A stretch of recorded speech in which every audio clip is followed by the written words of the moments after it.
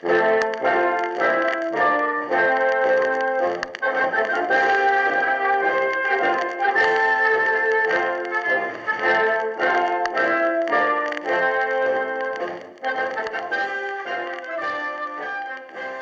and welcome to this week's edition of Family Stories, the podcast written by you, our listeners.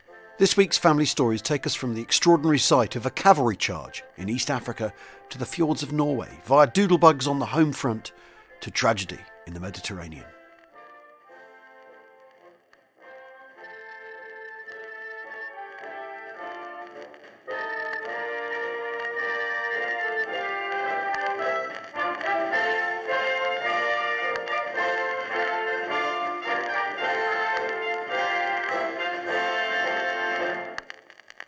We begin this week with John Clarkson's story. Dear We Have Ways, thank you for the brilliant pod, which I listen to avidly and have learned so much from. I also love listening to the family stories, which has inspired me to send in my grandfather's story. When I was growing up in the 1970s, I spent a lot of time with my grandparents, and after a few whiskies on a Saturday night or while watching The World at War together, he would talk about his own experiences. I ended up with a head full of place names such as Sidi Barani, Hellfire Pass, Keren and Tobruk, which in later life I was able to read up on. My grandfather was David Thomas Roberts, and he was born in Litherland, Liverpool, in 1919. He worked on the railways, but in 1938, sensing that war was coming, he joined the Liverpool Scottish, who were a TA unit and formed part of the 2nd Battalion, Cameron Highlanders. He was called up in October 1939 and sent to North Africa. The 2nd Camerons were attached to the 4th Indian Division, which was part of the Western Desert Force. Their first action was pushing the Italians out of Egypt, back into Libya, during the early part of Operation Compass. He talked of entering an Italian camp which had just been abandoned and finding breakfast still on their tables. He was transferred to East Africa, where he witnessed possibly the last cavalry attack faced by the British Army. His unit were part of an armoured column called Gazelle Force, who were advancing into Eritrea when they were attacked by an Italian cavalry unit led by an officer on a white horse. They were beaten off with the help of the artillery firing over open sights, with significant losses to the Italians. My granddad always remembered the officer on the white horse and presumed he had been killed. Years later, I read about the incident and found out that the Italian officer was called Amadeo Guille, who was regarded as an Italian Lawrence of Arabia type and led guerrilla operations against the British. Not only did this chap survive the charge, he lived to the age of 101. Unfortunately, my granddad had died by the time I found this out, but I'm sure that even though they were on opposite sides, he would have been pleased that this brave man made it through. After this, my granddad fought at Keren in Eritrea, where one of the mountain's key defensive features was subsequently named Cameron Ridge after they took it following fierce fighting. Then it was back to North Africa, this time to face the Afrika Korps. During the push to relieve the siege of Tobruk, the Camerons, supported by a squadron of Matilda tanks, tried to take Hellfire Pass. This would become known as Hellfire Pass due to the losses sustained by the British tanks from the German 88s. The power of those guns left a lasting impression on my granddad. He was involved in the Second Battle of Tobruk, where the 2nd Camerons fought on for a further day after the surrender of the main garrison. He was taken prisoner after being knocked out by a stick grenade, having thrown a previous grenade back that landed near him. In later years, he would sometimes get a boil on his face which would burst, and out would pop a small piece of grenade shrapnel. He was taken back to Italy and was a POW near Monte Urano. The Italian camp commandant had a fine Persian cat which had the misfortune to wander into the hungry prisoner's compound, never to be seen again. When the Italians capitulated in 1943, my grandfather left the camp and spent some weeks on a farm in the nearby hills until being rounded up again by the Germans. He ended up in Stalag 4C near Vistritz on the Czech-German border. This was a work camp, and the POWs were made to labour in the nearby coal mines and a large chemical plant at Brooks which converted coal to benzene. As this factory was an important source of fuel for the Germans, it was targeted more than once by the US Army Air Force, and a number of POWs were killed. When the sirens went, the guards would shout, "Achtung, Achtung, Lebensgefahr." I think it translates as, "Attention, attention, life in danger." He used to come out with this phrase at opportune moments at home, such as if my nan dropped a plate, much to his amusement. Anyway, if an air raid was coming, the gates of the factory would be opened and the workers would jump on lorries and drive out to the countryside until the bombing finished.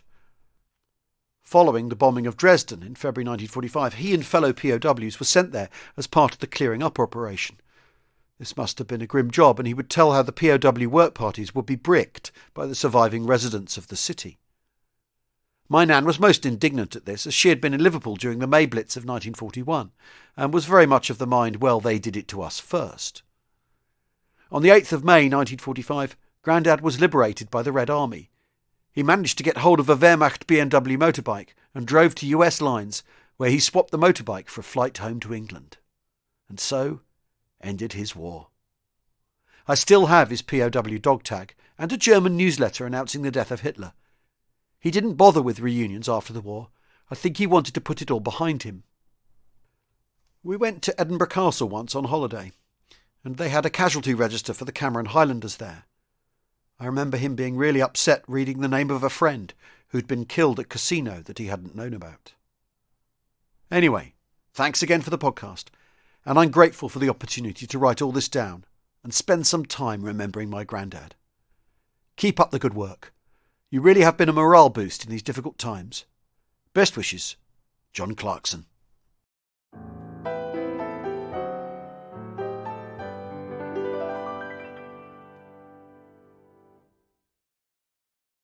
Our next story comes from Edward Arnott. Dear We Have Ways. Some of the earliest noises I remember in my life were the unrivalled sound of Dorniers and Heinkels droning overhead. It wasn't long before I could tell the difference between the two types of Luftwaffe bombers. I was living in Battersea, going to Honeywell Primary, when war broke out. Our home was a mid-terrace house that had, luckily for us, a coal cellar. My eldest sister Laurie could not bear the night bombing and was evacuated up to Papworth, Cambridge, to stay with my uncle's family for the rest of the war. I never had any fear I can recall, and put this down to my age. Awful to say this, but I felt somehow I was different, as there were no other kids to play with. They'd all been evacuated. I'm rather proud of the fact that I was never evacuated for the whole of the war. With Honeywell shut down, it was permanent holiday. What other wish could a young boy hope to come true? My dad, Bud, was deaf, so couldn't serve. He worked in Fleet Street, where he did a spell as a fire warden on top of the Daily Telegraph building. As the war went on, a pattern developed where it was virtually always night bombing, and my mother, Daphne, allowed me out on my trike to pedal around the deserted streets during daytime, picking up shrapnel. There was a large ACAC battery on Clapham Common. How dangerous it must have been for them out there overnight taking care of us. Such brave people. Tucked up in my makeshift bed down in the damp, cold coal cellar, I had no trepidation. Nothing but real excitement. I was happily picking out the Dorniers from the Heinkels. Every night in the cellar, my mum would pick a particular brick out of the wall and have a chat with the Browns next door. Later in the war, on one lovely summer's day, we were trekking up the deserted streets to Clapham South Tube Station.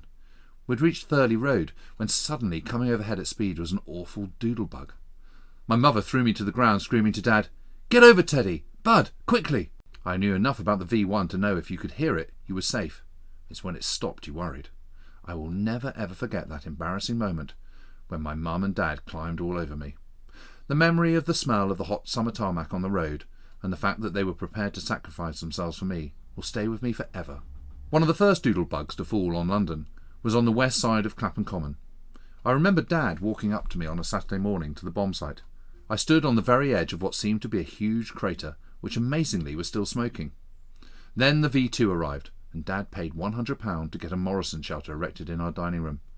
The three of us slept side by side, and dear Dad, with his hearing difficulties, was always fast asleep before Mum and me. What rotters we were, waking Bud up suddenly with a fake scare. He sat up and boing! Dad's dome smacked right onto the thick steel top that protected us. Fortunately, it wasn't too long before we were using the steel side grills for rose trees. Peace had arrived at last, thank God. Best wishes, Edward Arnott.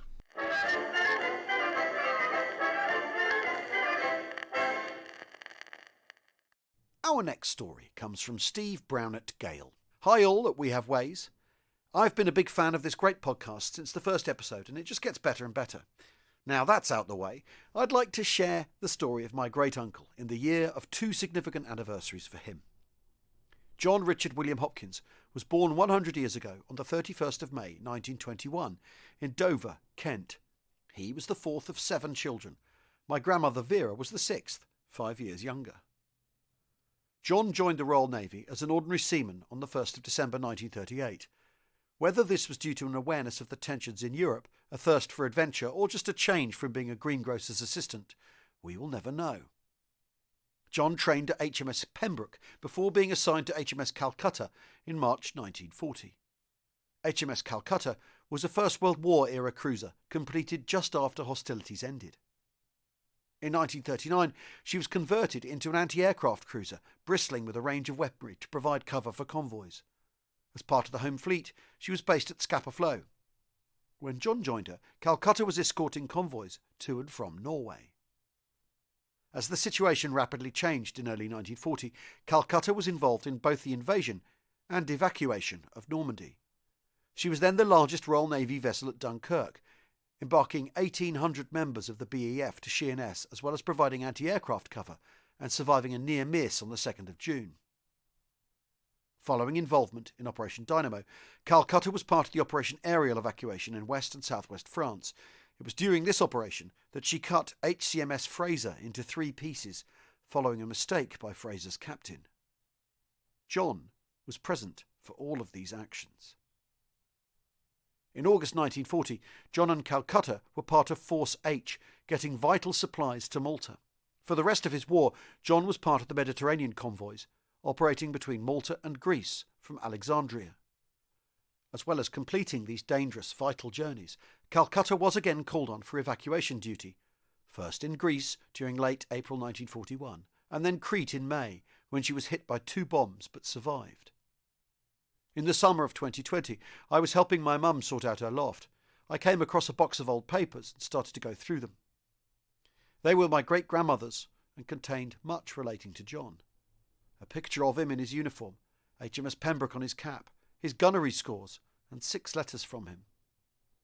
Most of the content is the typical letter home fare, saying that they are okay and wishing everyone at home well. On the 28th of August 1940, he says, "It will be a few months before we shall be home. We have a big job to do first," in reference to the Force H deployment. On the 26th of December 1940, his first Christmas away from home, John tells of how they celebrated on board in Alexandria. "We had a fine time. The ship was decorated with flags and green leaves and coloured lights. Everyone was drunk before dinner. We had plenty to eat. We had turkeys, pork, Christmas puddings, cakes, sweet figs, dates, and plenty to drink. And we had cigars." He also asks his mum to make sure she's getting his wages paid to her. The final letter is from the 24th of May 1941. It starts cheerily, John hoping that they aren't suffering from air raids in Dover, and revealing that he's in contact with young ladies back home who have sent him their pictures. Unsurprisingly, considering what they were going through around Crete, the tone darkens as the letter continues. "I'm still going okay. That's all I can say about myself. We've had some bad times lately, but still very lucky. I've touched wood and whistled. I can tell you one thing. I don't know what the Army and Air Force would do without the Navy out here. The Air Force let us down a stinker out here. This will probably get cut out, but it's just the way I feel." This was not only the last letter from John in the collection, but the last letter he ever wrote. Having left Alexandria on the 1st of June to return to Crete for a 3rd time, Calcutta was spotted by 2 Junkers Ju-88s. 2 bombs were enough to sink Calcutta in just a few minutes. Her sister ship, HMS Coventry, managed to save 255 lives. But John was one of the 107 lost. Included in the collection of papers is the telegram informing my great-grandmother of John's death, a letter from King George offering condolences, the official letter confirming John is presumed to have died, and another from the Imperial War Graves Commission announcing that he would be commemorated on the Chatham Naval Memorial. Able Seaman John Hopkins, SSX 28303, lost his life in the service of his country at the tender age of 20 years and 1 day. 2021 marks 100 years since he was born and 80 years since he died. A brave man, who I am proud to be related to. Thanks. Steve Brownett Gale.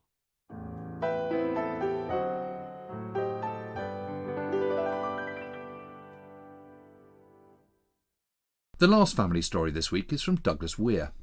Hi James and Al, I've been listening to all your podcasts from early on and really enjoy them. This story is about a friend and work colleague of my dad. My dad and Pat were in the Remy, as they were motor mechanics by trade. Dad always said he wasn't in the war, he just did his national service. But I heard stories of him guarding POWs at Lanark, and also the story of them being chased by a German plane while they were, for some reason, in a Sunderland flying boat. Dad told me my grandfather lied about his age to join up for World War I. He moved his birth date from December to September, and I suspect my dad might have done something similar. His friend Pat most definitely was in the war, and I was engrossed by his stories of being in North Africa. On one visit to his house, he brought out some war trophies, 2 pistols he recovered from an Italian pilot. He also had a black dagger with a carved eagle's head at the top of the handle. It had 2 ruby red eyes and was kept in a leather belt scabbard. This had been on the body of a German officer. I was mesmerised by these stories, and in particular by the following. On recovering the dagger, Pat also helped himself to the German's leather boots, which were knee-length and smooth leather, and which he thought would be much better for him riding on a motorbike when called to do so. He was going to put the boots on right away, but due to lack of time, he instead packed them and said he'd change into them later. When they pulled into the next town, they found themselves in the marketplace. Pat was standing at a market stall when he happened to glance down and saw a hand feeling the laces on his boots. It turned out some Gurkhas were hiding below the market stall waiting to ambush the Germans. He said the thought of feeling cold steel if the Gurkha had seen the smooth leather of the German boots encouraged him to throw the officer's boots away as soon as possible. I'm not surprised. Best wishes, Douglas Weir. That's it for this week. If you've got a family story you'd like to be considered for the show, please email it to wehavewayspodcast@gmail.com. wehavewayspodcast@gmail.com, or leave it on the members site under the Family Stories tab. A reminder, that's patreon.com/wehaveways.